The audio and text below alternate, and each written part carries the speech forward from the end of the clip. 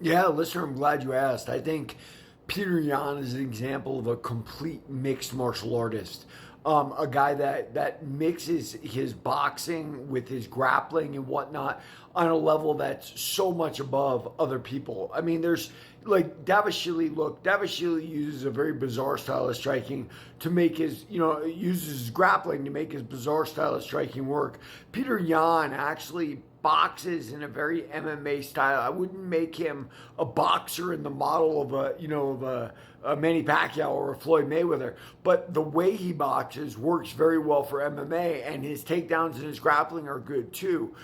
Which is sort of like what people are calling the new age. There's no more karate guys, no more jujitsu guys, no more Muay Thai guys. It is the age of the MMA fighter. Like they came up doing that. Now Peter Yan obviously didn't grow up in America, right? But in Russia, I think things are different. Like combat sports were always very important, and obviously Peter Yan's been inculcated, indoctrinated in all of them, right?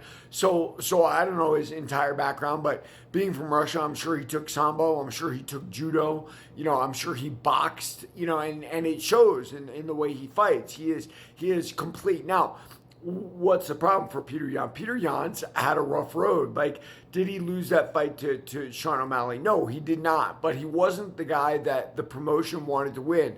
Hence, he did not win, right? Like, and that's a matching video I'll talk about later with Patty Pimblett later today. And so Peter Yan was unfortunate. Now, did Peter Yan fairly lose his title? No, he did not. I mean, it was a bad knee, and Aljo wins the title, and then unfortunately in the rematch, Aljo was able to beat Peter Yan. Aljo was the champion that maybe should have never have been, right? Like, I will tell you that I don't think Frankie Edgar beat BJ Penn in Abu Dhabi, I think it was.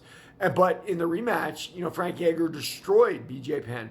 And that goes back to the momentum I always talk about in fighting. Like, if momentum's on your side, suddenly you're the champ, you got the title, you fight better than you did before, especially if maybe you got it under questionable circumstances.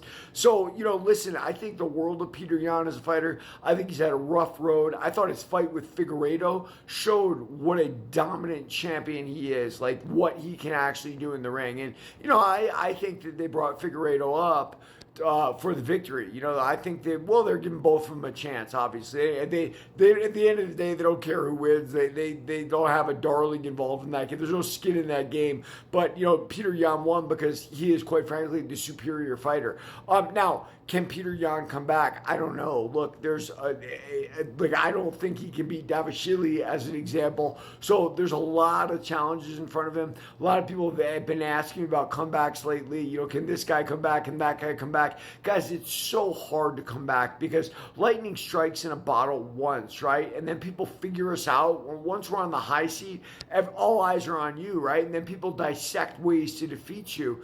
And getting lightning to strike again can be very difficult. It's one of the reasons it used to be being a two-time champ in boxing meant something. Three-time champ more so. Now, not so much, but that's the politics involved. You can get a title for nothing.